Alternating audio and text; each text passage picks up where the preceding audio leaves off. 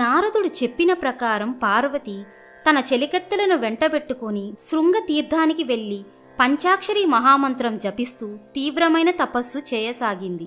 ఆమె ఒక్క ఆకు కూడా తినకుండా తపస్సు చేస్తూ ఉండటం చూసి అక్కడ మునులు ఆమెను అపర్ణ అని పిలవనారంభించారు.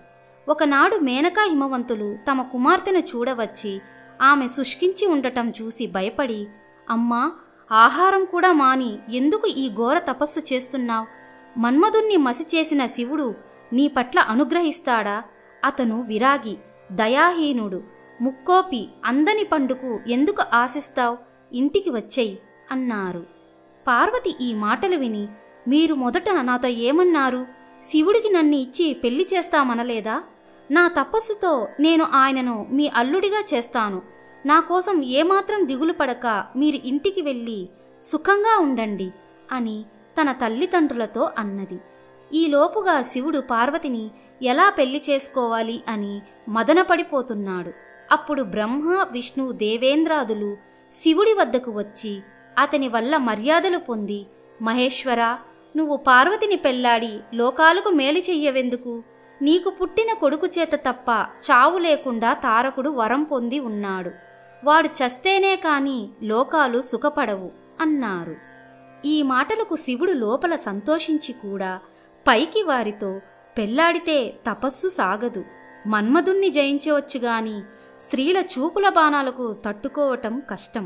పార్వతితో గృహస్థాశ్రమం గడపటం కన్నా తపస్సు చేసుకోవటమే మంచిదనుకుంటున్నాను అన్నాడు. ఇందుకు బ్రహ్మ మొదలైన వారు ఒప్పుకోక, గృహస్థాశ్రమమే గొప్పదని, భార్య లేని వాణ్ణి ఎవరూ గౌరవించరని, శివుడు గృహస్థుగా ఉంటూనే తపస్సు చేసి రాజయోగిగా జీవించటం వల్ల లోకాలకు మేలు కలుగుతుందని హెచ్చరించారు. వారు చెప్పినట్టే చేస్తాననే మాట ఇచ్చి శివుడు బ్రహ్మ మొదలైన వారిని పంపేశాడు. కాని అతనికి పార్వతిపై విరహం ఉన్నప్పటికీ పార్వతి మనస్సు స్వయంగా తెలుసుకోవాలనిపించింది. అందుచేత ఆయన ముసలి యతిరూపం దాల్చి కమండలమూ ధరించి పార్వతి తపస్సు చేసుకుంటున్న చోటికి వెళ్ళాడు. పార్వతి ఆయన తేజస్సు చూసి బ్రహ్మ, విష్ణు, మహేశ్వరులలో ఒకడై ఉంటాడనుకుని ఆయనను పూజించి స్వాగతమిచ్చి, తమరు ఎవరు? నేను తపస్సు చేసుకుంటున్న ఈ తీర్థ ప్రాంతానికి ఎందుకు వచ్చారు అని అడిగింది. నేను బ్రహ్మవంశానికి చెందినవాణ్ణి, లోకాల క్షేమం చూస్తూ తిరుగుతూ ఉంటాను. నువ్వు ఎవరి కుమార్తెవు? దేనికోసం ఇలా కఠోర తపస్సు చేస్తున్నావు అని శివుడు ఆమెను అడుగుతాడు. పార్వతి ఆయనతో, నేను మేనకా హిమవంతుల కుమార్తెను, నన్ను పార్వతి అని పిలుస్తారు.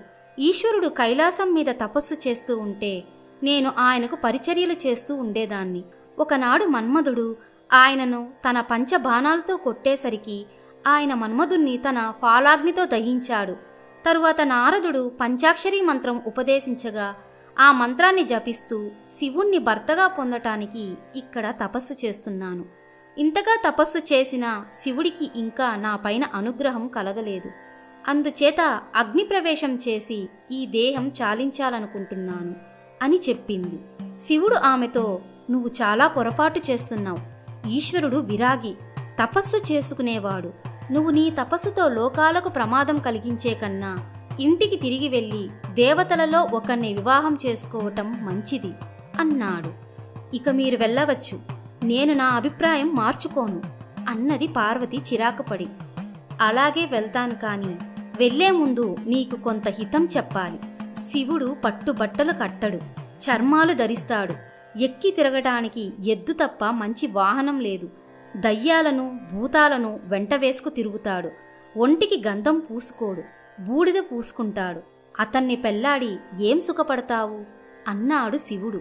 పార్వతికి తీవ్రంగా కోపం వచ్చింది. నువ్వు దొంగ యతివి, జ్ఞానివని భ్రమపడ్డాను.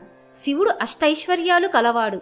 శివదూషణ చేసిన వారు 7 జన్మల పాటు దరిద్రం అనుభవిస్తారు అని తన పరిచారికలను పిలిచి, ఈ యతిని అవతలికి గెంటండి అన్నది. శివుడు నవ్వి, పార్వతి, నేను శివుణ్ణే. నీ మనసు తెలుసుకుందామని యతివేషంలో వచ్చాను. నీ ఎడబాటుతో చాలా బాధపడుతున్నాను. నా వెంట కైలాసానికి వచ్చేయి అన్నాడు పార్వతి చెయ్యి పట్టుకుని. శివుని చేయి విడిపించుకుని చూసేసరికి పార్వతి కళ్ళకు అసలు శివుడే కనిపించాడు. ఆమె ఆయనకు క్షమాపణలు చెప్పుకొని, ఇలా మీ వెంట రావటం భావ్యం కాదు, నా తల్లిదండ్రుల అనుమతి పొంది నన్ను వివాహం చేసుకుని మీ వెంట తీసుకువెళ్ళండి అన్నది. ఆమె శివుడికి నమస్కరించి తన పరిచారికలతో సహా తన ఇంటికి వెళ్ళిపోయింది. మేనకా హిమవంతులు జరిగిన సంగతి తెలుసుకుని సంతోషించి పార్వతి వివాహానికి మంచి ముహూర్తం నిశ్చయించి పెళ్లి ప్రయత్నాలు ప్రారంభించారు.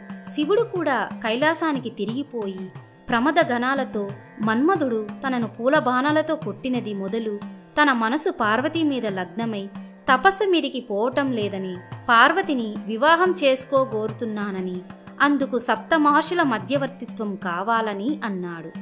వెంటనే నందీశ్వరుడు బయలుదేరి వెళ్ళి సప్త మహర్షులను వెంటబెట్టుకుని కైలాసానికి తిరిగి వచ్చాడు.